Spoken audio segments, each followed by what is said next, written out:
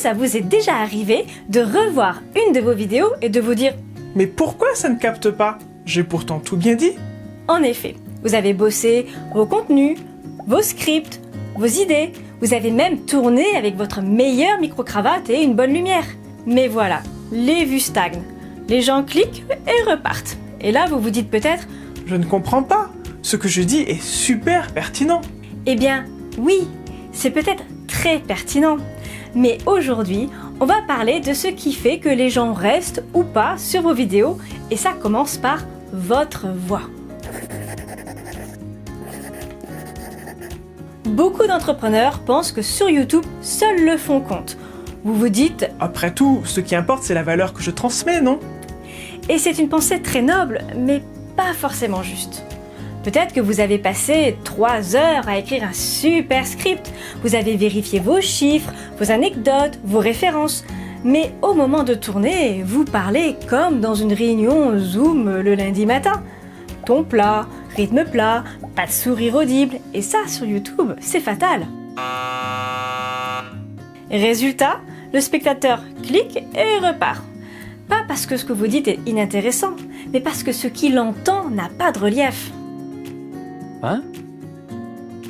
Imaginez, vous entrez dans un café, 2 personnes discutent à côté de vous, l'une d'elles avec passion, elle varie le ton, elle rit, elle vous intrigue, même sans la regarder, et même sans vous regarder. L'autre parle tout bas, d'une voix monocorde, sans lever les yeux. D'après vous, laquelle capte votre attention, même involontairement? Je vous propose à présent un petit jeu. Je vais vous dire la même phrase 2 fois de suite, et vous voyez laquelle vous auriez envie d'écouter pendant 8 minutes. Première version. Aujourd'hui, je vais vous parler de comment captiver votre audience sur YouTube. Deuxième version. Aujourd'hui, je vais vous parler de comment captiver votre audience sur YouTube. Vous entendez la différence? Dans les 8 premières secondes, le spectateur ne perçoit pas encore le fond. Il perçoit la voix, l'intention, l'énergie. Et ça ne s'écrit pas dans un script, ça s'incarne. Alors pourquoi vos vidéos ne retiennent pas l'attention, malgré un contenu béton? Ce n'est pas parce que vous êtes mauvais orateur, ce n'est pas non plus parce que vos idées sont inintéressantes, c'est souvent parce que votre voix ne donne pas envie de tendre l'oreille. Elle est peut-être trop douce, comme si vous aviez peur de déranger, trop lente, comme si vous attendiez une validation avant chaque mot. Au contraire, ultra régulière, sans relief, comme si vous étiez en mode automatique. Et ça, pour le cerveau humain, c'est une information capitale, parce que votre cerveau est câblé pour repérer ce qui est vivant, ce qui bouge, ce qui vibre, ce qui surprend. Et dans une vidéo, ce signal de vie, c'est votre voix. C'est un peu comme dans une cour de récréation. Il y a des dizaines de voix, des cris dans tous les sens, mais s'il y en a un qui crie « aïe » avec une vraie tension dans la voix, le cerveau se retourne. Pourquoi ? Parce que ce n'est pas juste du son, c'est une voix qui porte une intention claire, une charge émotionnelle. Et ça vous percute immédiatement. C'est ce que votre audience attend inconsciemment. Elle veut sentir que vous êtes là, présent, engagé, et pas juste en train de réciter un texte que vous connaissez par cœur. D'ailleurs, testez-le maintenant. Mettez une main sur votre ventre et l'autre sur votre poitrine, et dites « Je suis content d'être là avec vous », en lisant simplement, sans bouger, sans respirer. Je suis content d'être là avec vous. Maintenant, relâchez les épaules. Inspirez profondément. Ancrez vos pieds dans le sol et dites à nouveau avec une vraie intention « Je suis content d'être là avec vous ». Voilà, je suis content d'être là avec vous. Vous sentez la différence ? Dans la première version, le corps est figé, la voix est plate, vous êtes physiquement là, mais vocalement absent. Et c'est ça le vrai problème. Tandis que dans la deuxième version, le corps s'implique, la voix devient habitée. Moralité, quand votre voix est monotone, ce n'est pas qu'elle manque de charisme, c'est juste qu'elle manque de mouvement intérieur. Et ça se travaille. Le plus frustrant dans tout ça, c'est que vous ne vous en rendez même pas compte. Souvent, j'entends des créateurs dire « Mais je parle normalement, comme dans la vraie vie !» Et pourtant, dès que la caméra s'allume et que vous appuyez sur le bouton « Enregistrer », tout change. Pas parce que vous jouez un rôle, mais parce que votre corps entre en mode protection. Et ce mode-là, il est très fourbe. Il vous fait croire que vous êtes naturel alors qu'en fait, votre débit ralentit, votre voix se dégonfle, votre énergie s'aplatit et votre visage perd en expressivité.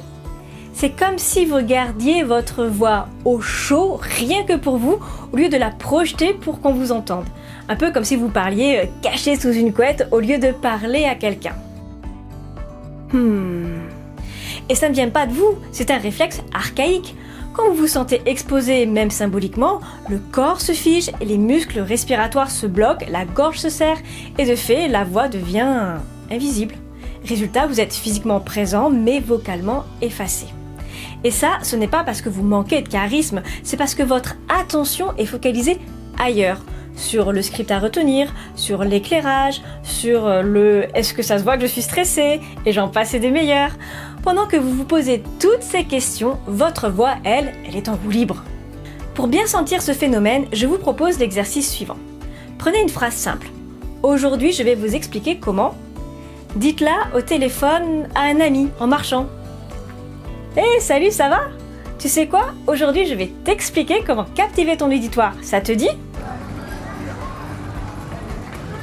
Puis maintenant, imaginez-vous face caméra, lumière dans les yeux, micro branché et recommencez. 1, 2, 1, 2. Bonjour, je m'appelle Frédéric. Aujourd'hui, je vais vous expliquer comment captiver votre auditoire. Observez la différence. Vous allez sans doute sentir que dans le deuxième cas, vous articulez plus ou vous forcez un peu, vous avez moins d'élan et vous êtes plus dans la retenue. Vous perdez en spontanéité avec un ton beaucoup plus scolaire, vous montez dans les aigus sans même vous en rendre compte. Ce n'est pas parce que vous manquez d'aisance, c'est parce que votre corps n'est pas prêt à s'exprimer. Et ce blocage-là, bien qu'invisible, il s'entend. Tout ça est inconscient, mais c'est précisément là que le travail vocal devient un véritable levier. Parce qu'une voix fluide, ancrée, expressive, ce n'est pas inné. C'est préparé, travailler et intégrer. Et c'est justement ce que je vous propose dans la suite. Alors, bonne nouvelle, retrouver une voix qui accroche l'attention, ce n'est pas réservé aux comédiens. Vous n'avez pas besoin de faire le show et de vous donner en spectacle. Bonsoir Montreux, ça va? Mais vous avez juste besoin de retrouver l'élan vocal. Et ça s'apprend. Quand je travaille avec mes clients, on ne commence jamais par parler plus fort. On commence par remettre de la vie dans la voix. C'est apprendre à retrouver de la présence, à canaliser son énergie et à faire vibrer son message. Et concrètement, ça passe par 4 leviers très simples que vous pouvez activer dès aujourd'hui pour transformer toutes vos prises de parole. Tout d'abord, le rythme. Trop rapide, votre public ou votre interlocuteur décroche. Trop lent, il s'endort. Le bon rythme, c'est comme une respiration naturelle. C'est vivant, fluide et engageant. Pour le travailler, vous pouvez lire un texte à voix haute à des rythmes différents. Jouer, à changer de tempo de manière aléatoire. Vous pouvez même utiliser un métronome si ça vous aide. Essayez ça. Lisez à haute voix un bout de votre script en tapant doucement dans vos mains. Est-ce que ça suit? Ou est-ce que ça s'emballe?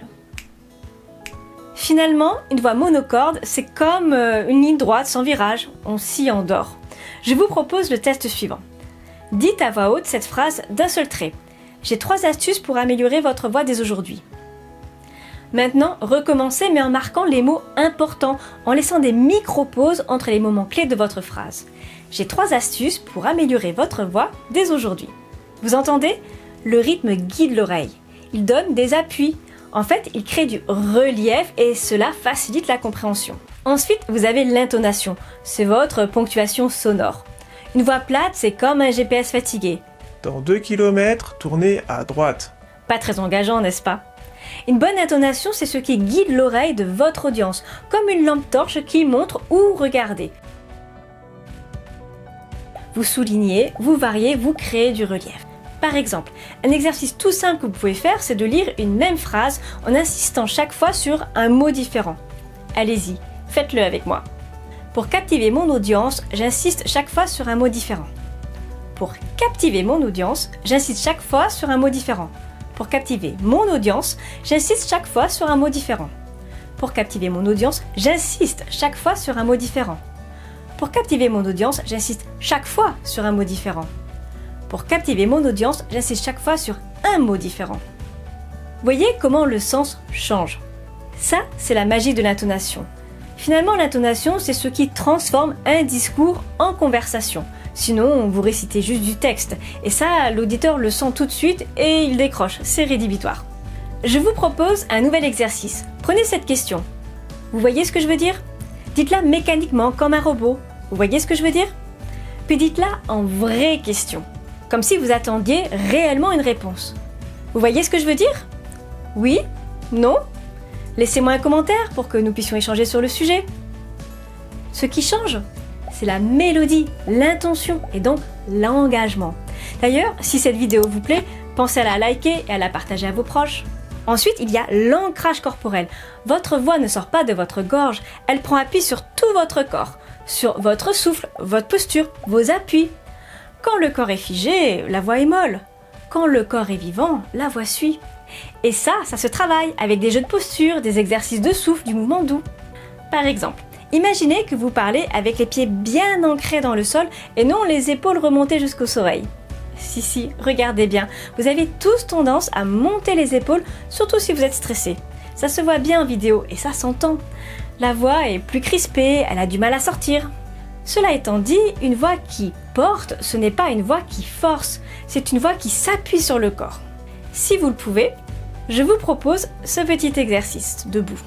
Tenez-vous droit, les pieds bien à plat, les genoux déverrouillés, les épaules détendues. À présent, soufflez en disant oui, comme si vous confirmiez quelque chose avec énergie.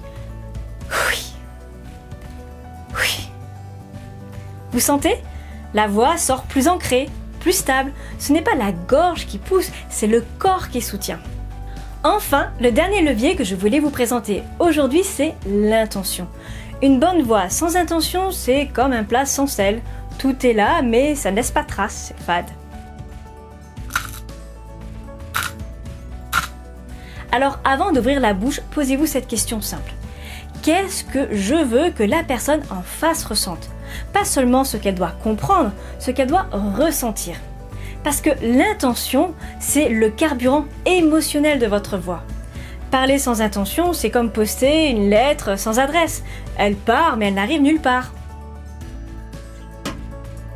Donc demandez-vous, qu'est-ce que je veux faire ressentir ici? Du calme? De l'enthousiasme? De la clarté? Si vous êtes clair sur votre intention, votre voix suivra. C'est là que votre message commence vraiment à marquer les esprits. Et surtout, vous n'avez pas besoin d'avoir une grande voix. Ce que je vous propose, c'est de remettre du jeu dans votre voix, du mouvement, du plaisir, du vivant. Parce que c'est ça qui donne envie de rester, pas la perfection, la vibration. Bref, améliorer sa voix, ce n'est pas une affaire de talent, c'est une affaire d'attention, à votre rythme, à votre corps, à votre intention. Et c'est exactement ce que je vous propose de travailler ensemble dans mon accompagnement Voxpreneur. En effet, en tant qu'ingénieur en phonétique appliqué à la prise de parole, j'ai quelques astuces qui peuvent vraiment vous aider à faire la différence au quotidien, que ce soit dans vos vidéos ou vos réunions en présentiel. And action. Alors non, une vidéo captivante, ce n'est pas juste une histoire de contenu. Vous pouvez avoir les idées les plus brillantes du monde, si votre voix n'embarque pas, votre vidéo ne fait pas le voyage. Et c'est injuste, parce que vous avez des choses à dire et que tout le monde devrait vous entendre jusqu'au bout. Ce qu'il vous manque peut-être, ce n'est pas plus d'informations, c'est plus d'incarnation. Et la bonne nouvelle, c'est que ça se travaille. Même si vous n'aimez pas votre voix, même si vous pensez « je ne suis pas à l'aise à l'oral » et même si vous débutez.